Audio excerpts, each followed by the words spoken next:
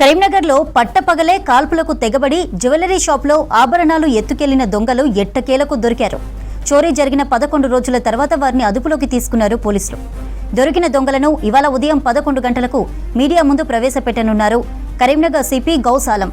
చోరీకి పాల్పడిన వారిలో అందరూ దొరికారా, కొందరిని మాత్రమే అరెస్టు చేసి చూపిస్తారా అన్నది మరికొద్దిసేపట్లో తెలియనుంది. ఈ నెల 3న జ్యోతినగర్ పీఎంజే జ్యువెలరీ షాప్లో చొరబడి కాల్పులు జరిపి నగలు ఎత్తుకుపోయారు 5గురు దొంగలు. బైక్లపై పరారై మహారాష్ట్ర మీదుగా పశ్చిమ బెంగాల్ వైపు చేరుకున్నట్లు గుర్తించారు. కొంత బంగారాన్ని పశ్చిమ బెంగాల్లోని వ్యాపారికి అమ్మగా అక్కడే 2 దొంగలు వ్యాపారిని పట్టుకున్నారు పోలీసులు. ఆ తర్వాత మరో 2ని బీహార్లో అరెస్టు చేసినట్లు తెలుస్తోంది. ఇక నిందితుల నుంచి కాల్పులకు ఉపయోగించిన పిస్టల్స్, నిందితులు వాడిన వాహనాలు, రికవరీ చేసిన గోల్డ్ మీడియా ముందు చెప్పనున్నారు కరీంనగర్ పోలీసులు. అటు ఈ చోరీ కేసు అలాగే అరెస్టుపై డీటెయిల్స్ వెంకటేష్ లైవ్ ద్వారా అందించడానికి సిద్ధంగా ఉన్నారు. వెంకటేష్, ఎట్టకేలకు దొంగలను పోలీసులు పట్టుకున్నట్లు తెలుస్తోంది. మరేంటి లేటెస్ట్ అప్డేట్స్? చంద్రిక, రాష్ట్ర వ్యాప్తంగా సంచలనం సృష్టించిన కరీంనగర్ పీఎంజే జ్యువెలరీ ఘటనలో 11 రోజుల తర్వాత పోలీసులు నిందితులను ఈరోజు మీడియా ముందు ప్రవేశపెట్టబోతున్నారు. రాష్ట్ర వ్యాప్తంగా ఈ సంఘటన పోలీసులకు సవాల్ విసిరిందని చెప్పొచ్చు. ఎందుకంటే ఉదయం 10:30-11 గంటల మధ్యలో బంగారం షాపులోకి చొరబడి కాల్పులు జరిపి వాళ్ళకు అందినంత బంగారాన్ని దోచుకెళ్లిన దొంగలు ఇక్కడ పోలీసులకు చిక్కకుండా రాష్ట్ర సరిహద్దులు దాటి వెళ్ళిపోయారు. అట్లాంటి దొంగలను పట్టుకునేందుకు పోలీసులు కూడా చాలా ప్రతిష్టాత్మక అడుగులేశారు. వాళ్ళు దొంగలు వదిలేసిన అనేక క్లూస్ని ఆధారంగా చేసుకొని ఈ నెట్వర్క్ను ఛేదించారని చెప్పొచ్చు. మొత్తంగా 16 బృందాలు జల్లెడబట్టినాయి. 10 రోజులుగా జల్లెడబట్టి దొంగల్ని అదుపులోకి తీసుకున్నారు. కాకపోతే ఈ చోరీలో ప్రత్యక్షంగా పాల్గొన్న 5గురు దొంగలతో పాటు ఈ నెట్వర్క్లో చాలా పెద్ద సంచలన విషయాలు కూడా పోలీసులు కనుగొన్నట్టు తెలుస్తుంది. మొత్తం ఈ నెట్వర్క్లో 17 మంది ప్రమేయం ఉన్నట్టు కూడా పోలీసులు గుర్తించారు. ఈరోజు ఈ దొంగతనంలో పాల్గొన్న వారిలో ఎంతమందిని మీడియా ముందు ప్రవేశపెడతారన్నది పక్కన పెడితే మొత్తంగానైతే ఈ నెట్వర్క్ నడిపిన విధానం కావచ్చు, పూణే జైలు నుంచి జరిగిన ఆపరేషన్ కావచ్చు, తర్వాత సుబోధి గ్యాంగ్ ఎవరైతే మనకు ఈ కేసులో కీలక నిందితుడిగా మొత్తం నెట్వర్క్ని లీడ్ చేసిన సుబోధి గ్యాంగ్కు సంబంధించిన షాబుద్దీన్ పఠాన్ సంబంధించిన నెట్వర్క్ను కూడా పోలీసులు గుర్తించినట్టు తెలుస్తూ ఉంది.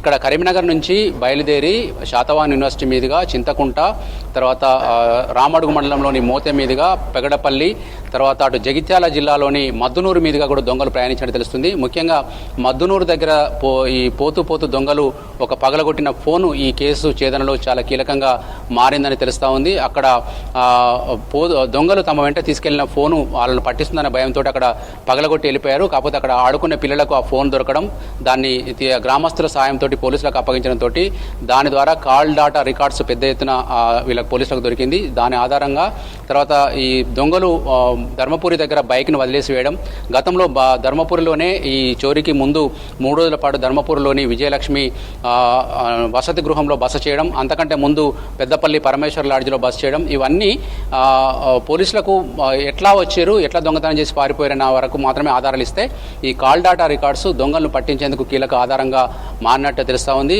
దొంగల ప్రయాణ మార్గంతో పాటు వాళ్ళ నెట్వర్క్, వాళ్ళు ఎక్కడ ఏ ప్రాంతానికి చెందిన వాళ్ళు, తర్వాత వాళ్ళ స్నేహితులు ఎవరు, బంధువులు ఎవరు, తర్వాత వాళ్ళు ఎవరెవరితో మాట్లాడారు, ఇవన్నీ కూడా పోలీసులు సేకరించగలిగారు. ఈ మొత్తంగా కిలోకు పైగా ఆ రోజు సిపి గారు ప్రాథమికంగా చెప్పిన అంచనా ప్రకారం కిలోకు పైగా బంగారం పోయిందని చెప్పారు. అందులో కొంత భాగం రికవర్ చేసినట్టు కూడా మనకు అర్థమవుతుంది. ఎందుకంటే ఈ దొంగిలించిన సొమ్ముని మహారాష్ట్ర మీదుగా బీహార్ నుంచి పశ్చిమ బెంగాల్ తీసుకెళ్లి అక్కడ ఇట్లాంటి దొంగిలించిన బంగారాన్ని కొనే ఒక వ్యాపారికి విక్రయించినట్టుగా గుర్తించారు. ఆ వ్యాపారితో పాటు అమ్మిన దొంగల్ని కూడా పోలీసులు పట్టుకున్నట్టు కూడా మనకు ఇప్పటివరకు సమాచారం అందింది. అయితే పోలీస్ ఇన్వెస్టిగేషన్లో భాగంగా ఈరోజు మీడియా ముందుకి ఆ దొంగల్ని పట్టుకున్న దొంగల్ని 1, 2, ఆ తర్వాత 4, 5 అనేది మనకు సస్పెన్స్గా ఉంది. మనకు ఇప్పుడు అందిన ప్రకారం అయితే 2 దొంగలను అయితే ఈరోజు ప్రవేశపెట్టబోతున్నట్టు విశ్వసనీయంగా తెలుస్తుంది.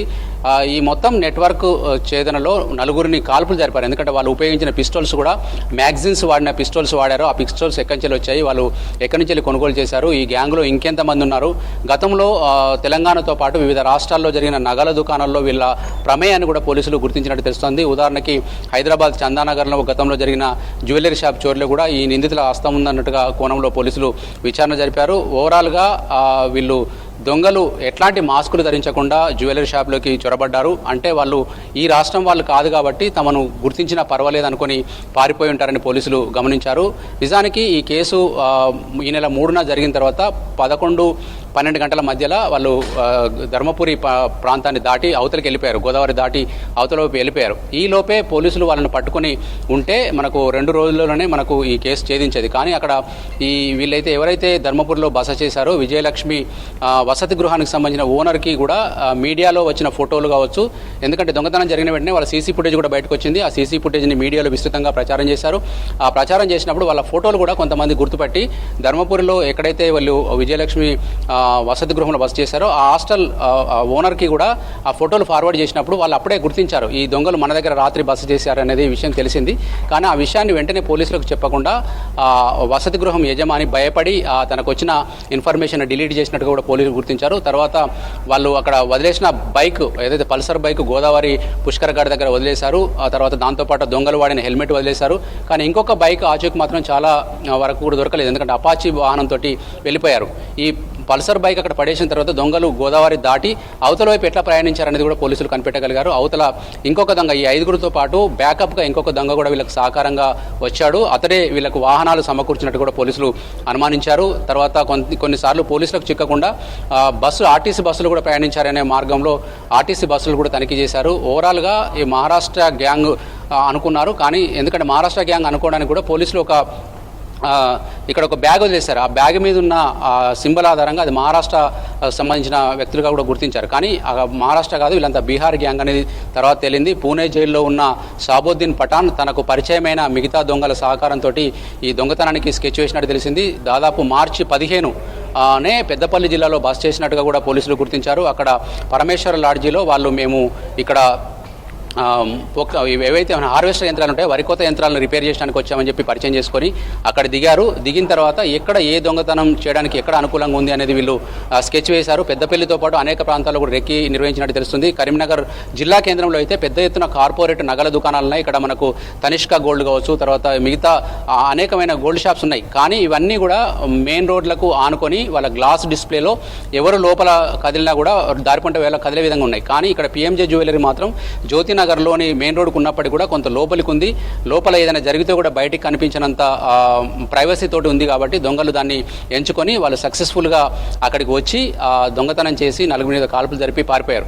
అయితే కాల్పులు జరిపిన ఘటన తర్వాత ఇది పోలీసులపై కూడా పెద్ద ఎత్తున ప్రతిపక్షాలు దాడులకు దిగాయి. ప్రభుత్వ వైఫల్యం అంటూ విమర్శలు చేశాయి. అటు కేటీఆర్ లాంటి వాళ్ళు కరీంనగర్కు రావడము, తర్వాత దొంగల్ని పట్టుకోకపోవడంపై నిలదీశారు. దీన్ని ఒకవైపు వాళ్ళ ప్రతిపక్షాల విమర్శల్ని కానీ తర్వాత మిగతా వాళ్ళ పొగడతలు కానీ ఏవి పట్టించుకోకుండా పోలీసులు మాత్రం పగడబందిగా తమ గ్యాంగులను, అంటే ఇట్లాంటి దొంగతనం కేసుల్లో ఎక్స్పర్ట్స్ అయిన పోలీసులను రంగంలోకి దింపారు. ఒక్కొక్క గ్యాంగ్కు ఒక్కొక్క సిఐని, తర్వాత అంతకంటే మించిన స్థాయి ఉన్న అధికారులను నాయకత్వం వహించి వాళ్లకు దొరికిన క్లూస్ ఆధారంగా మనకు ఇక్కడ కరీంనగర్లో శాతవనం దొరికిన యూనివర్సిటీ దగ్గర దొరికిన సిబ్బందికి సంబంధించిన ఫోన్తో పాటు మద్దునూరు దగ్గర దొరికిన దొంగల ఫోను, ఇట్లాంటి call data records, cell dump, ఇట్లాంటి అన్ని ఆధారాలను ఆసరాగా చేసుకొని దొంగలను అయితే పట్టుకోగలిగారు. ఎందుకంటే చాలాసార్లు ఇట్లాంటి ఆపరేషన్లు చేసిన దొంగలు చాలా వరకు దొరకకుండా ఎక్కడో ఉండిపోతారు. కొన్నిసార్లు అయితే నెలల తరబడి కూడా దొరకరు. కానీ ఒక రకంగా 11 రోజుల్లోనే పోలీసులు పట్టుకోవడం అయితే అది వాళ్ళు సక్సెస్గానే చెప్పుకుంటా ఉన్నారు. ఈరోజు దొరికిన దొంగలతో పాటు వాళ్ళ నుంచి రికవర్ చేసిన గోల్డ్, తర్వాత వాళ్ళు వాడిన ఆయుధాలు, తర్వాత వాళ్ళు ఉపయోగించిన ఫోన్లు, ఇంకా ఆ తర్వాత ఉపయోగించిన వాహనాలు కూడా పోలీసులు రికవర్ చేసినట్టుగా కూడా మనకు తెలుస్తూ ఉంది. అంతేకాదు మనం ముందే చెప్పినట్టుగా ఈ 5గురే కాదు, ప్రత్యక్షంగా పాల్గొన్న 5గురు దొంగలతో పాటు మొత్తం నెట్వర్క్లో 17-18 మంది దాకా ఉన్నట్టు పోలీసులు గుర్తించారు. వాళ్ళను కూడా త్వరలో పట్టుకుంటామన్న ధీమా అయితే వ్యక్తం చేస్తున్నారు. 11 గంటలకు సరిగ్గా ఇదే హాల్లో, ఇప్పుడు మనం ఉన్న హాల్లోనే అస్త్రా కన్వెన్షన్ హాల్లో సిపి గౌసాలం మొత్తం వివరాలను వెల్లడించబోతున్నారు. చంద్రిక.